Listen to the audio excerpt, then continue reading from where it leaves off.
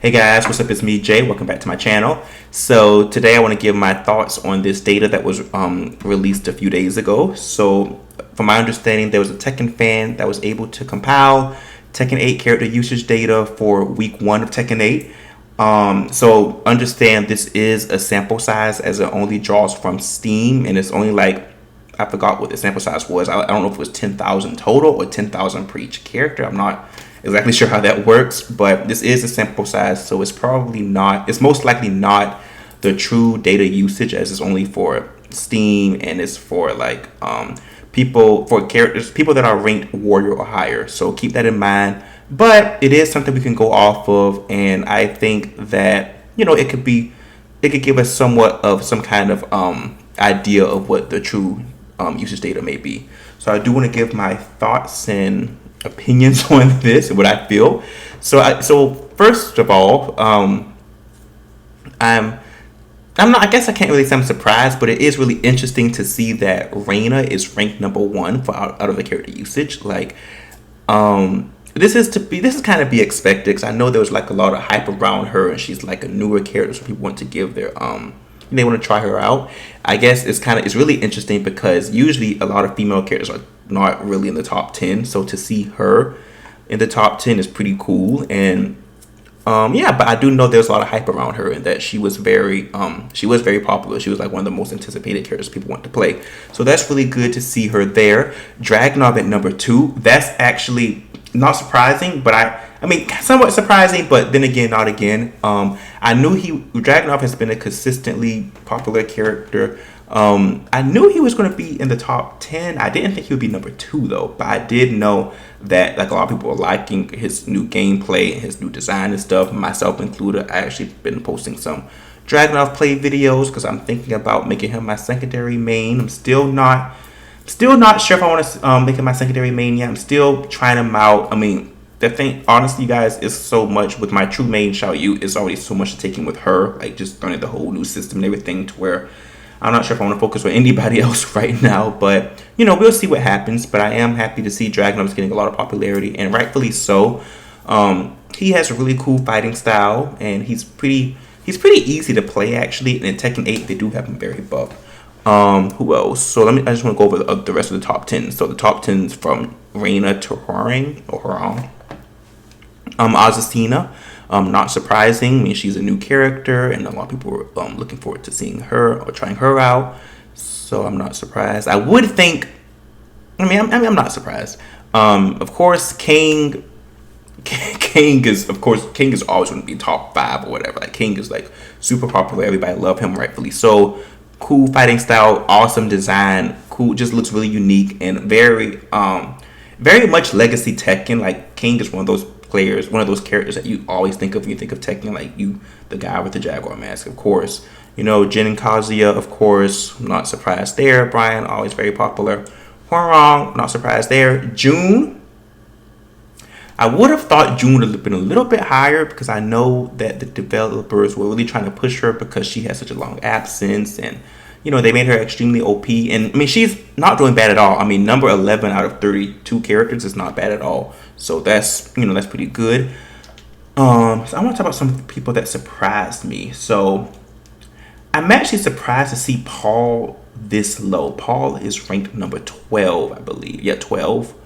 Let's see, 1, 2, 3, 4, 5, 6, 7, 8, 9, yeah, 12. Paul is ranked number 12, and that's really surprising to me, because Paul is, for those of you guys from like the other sample size data, all throughout Tekken 7, Paul was always like number 1 or 2.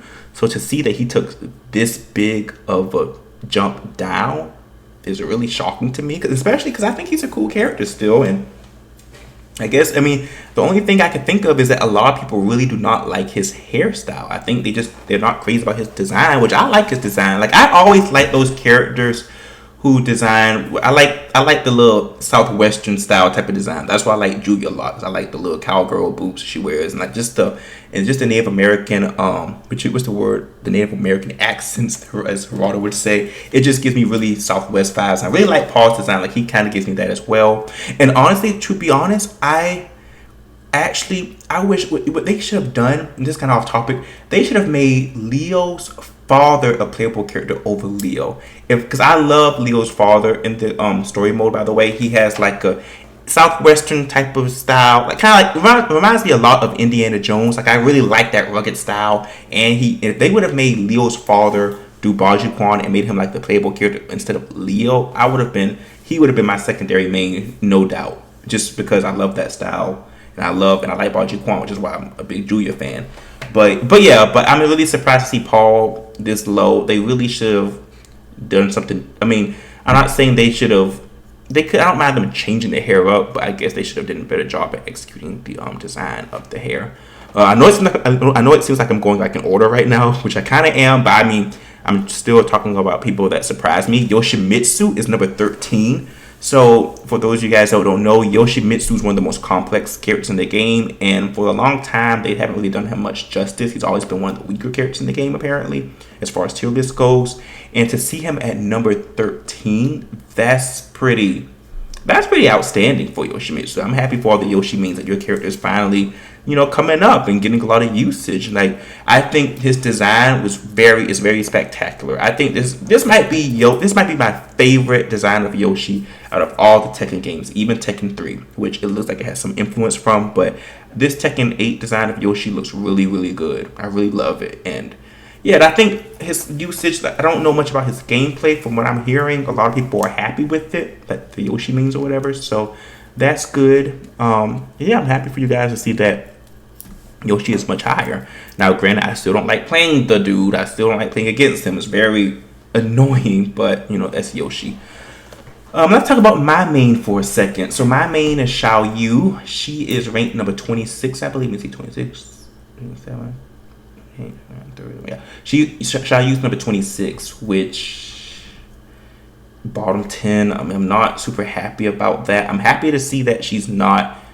I mean, I'm surprised that her usage is above Leroy's. That's actually surprising. Like Leroy is very low. I'm really surprised about that. But yeah, Xiaoyu, still bottom 10, but. I'm hopefully I'm going to try to make it my goal to post a lot more Xiaoyu gameplay and try to post it.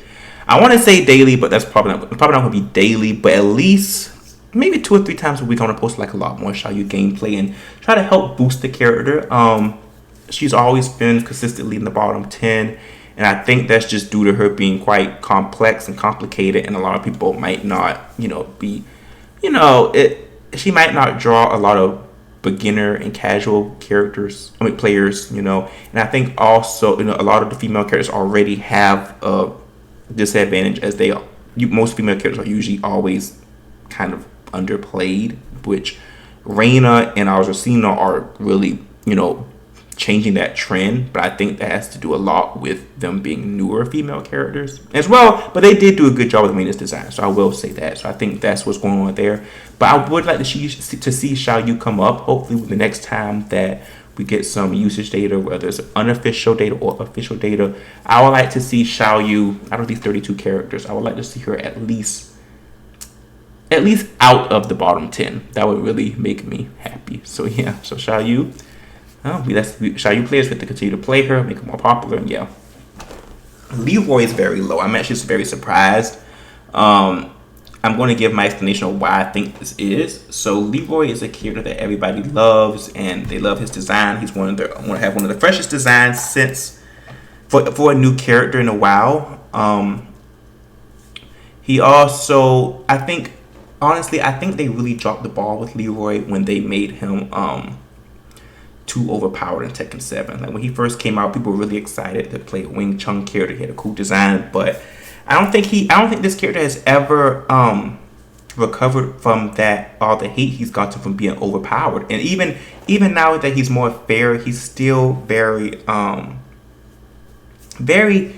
uninteresting to play. His fighting style is person could play. A baby could play it blindfolded. They can play Leroy blindfolded, and it's not a lot of work involved. And yeah, I just feel like this character his gameplay is very uninteresting. So I think that accounts for it. And it's very unfortunate, by the way. The bottom 3, Panda's always last place. No surprise there. She's not going nowhere. Zafina and Shaheen.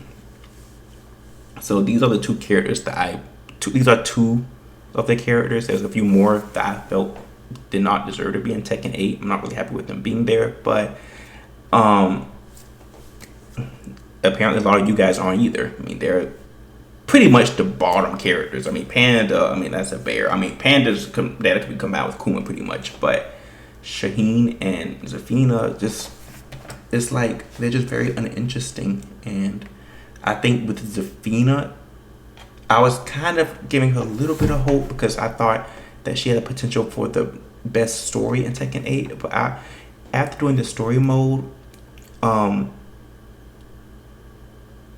I'm going to just mention one spoiler for those of you guys that didn't finish. So please be wary if you don't want any spoilers at all. Just, I guess, click out the video. But can we talk about how in it, from what I saw in the story mode, I've seen the whole story mode. Can we talk about how she just died, like at the very, not the very beginning, but towards, like she died before all the action actually happened and nobody gave a fuck. Like she was like, Jin, you have to go back to your origin. And then she died, or at least it looked like she died. And then Lily's like, okay, who wants to take my private jet to Yakushima? Like, and nobody gave a fuck. They just dropped the lady and just, I'm like, damn. I thought she had the best potential for the story because it sounded like on the website the story sounded very interesting. But for what I'm seeing now, it seems those stories they've done on the website are just for fun because there wasn't really much.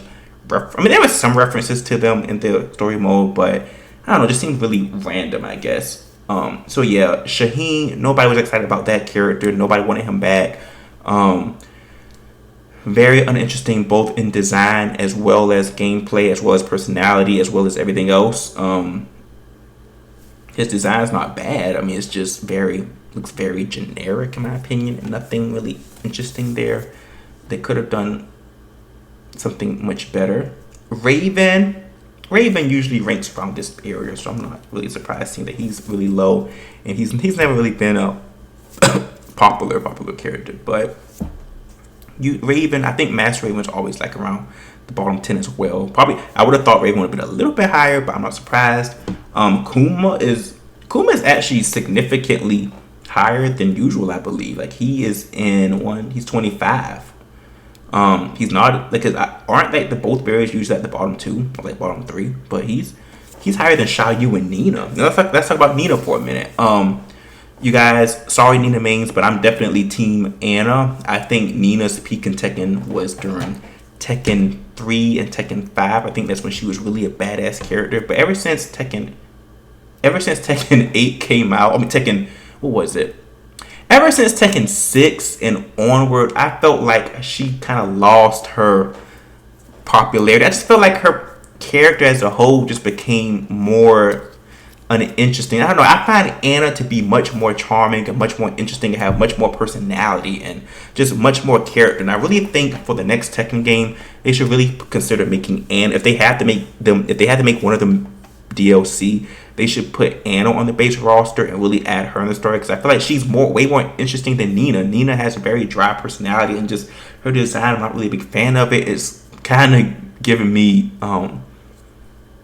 what's the word? Not cougar. It's kind of giving me, I don't know what it's giving me actually, but I'm not really a big fan of the designs. It's giving me Karen vibes. That's what it's giving. So yeah, this character has really, I mean, I know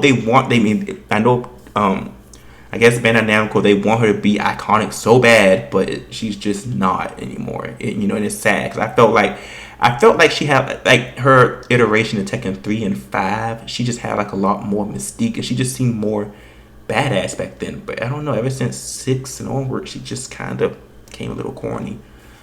Any other surprises? I'm kind of surprised to see Law pretty low. I thought he would have been. I for sure thought Law was going to be kind of like in the top 10 because like he's like a Bruce Lee archetype character and pretty easy to play. And I thought like a lot of people would be appealed to him. Asuka. So let's talk about my prediction. I made a video a few weeks ago or months ago maybe. I predicted that Asuka would be less popular, and I think. I mean, she's definitely. I mean, she's. Is she? Can I say she's losing popularity overall? I mean, see what she ranks at. She's June's 11, 12, 13, 14, 15, 16, 17. She's 17 or 32. That's right at the where is that? 17 or 32. That's like half. That's right in this. She's right in the second half. Like Lily is 16, so yeah.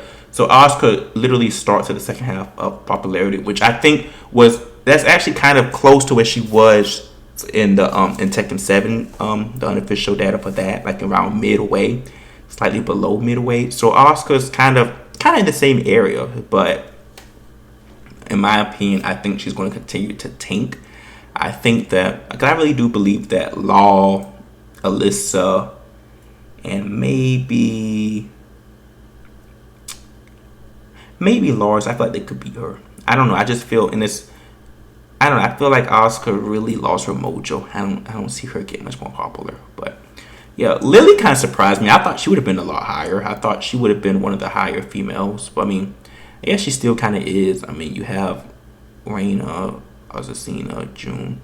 I mean, I guess, but Azucena, Reina, and June, at least those are kind of characters that's like either new or have been in the game for a while. So I guess it's kind of expected to see them higher than Lily. But so I guess Lily's still representing for the OG Tekken girls. So yeah. So, but yeah, these are my thoughts. I think, like I said, there's not too many surprises. Most of this looks in alignment with what I would have expected. There was a few surprises with Yoshi being so high, as well as Paul being so low. Kuma being higher than I would have thought, but Zafina, Shaheen, and Panda exactly what I thought they would be. But yeah, so I think this looks pretty, mostly pretty realistic. Of course, it's not going to be accurate for the official stats, given that it is a sample size of only Steam data. But and that's only for ranked Steam data at that. But I'm pretty sure the real data is probably somewhat similar to this for the most part. So yeah, so these are my thoughts. Just let me know what you guys think. Is there anyone that surprised you, or is there any character on here besides Dragunov that you would like to see gameplay for? Because I still am on the search for a secondary main. I do like Dragunov. I don't know what it is. It's like I want to make him my secondary main in theory, but I can't put my finger on it. But it's something about him that's just not resonating with me. I think it has something to do. I don't know. And I know I said a few videos back, Harong was going to be my secondary main, and the thing is with Harong, I just don't like that character. I like the character itself, but I just do not like his gameplay. I kind of think that they should give him Bake's fighting style, because I feel like Bake, from my understanding, I think Bake was a little bit more defensive and wasn't as spammy. And I think Bake had less stances than Harong as well. And I just find Harong just too spammable, and just it's so easy to just mash buttons and it actually works. It's so easy to mash buttons, not know what you're doing, but it actually is effective and you're actually like winning. And I just don't like his gameplay. They need to, it's just not for me. I think they should have another Taekwondo character that's a little bit more defensive and requires some more strategy, in my opinion. But these are my thoughts. Thanks for watching. I'm going to end this video. Leave a comment. Let me know what you guys think, and I'll see you guys in the next video.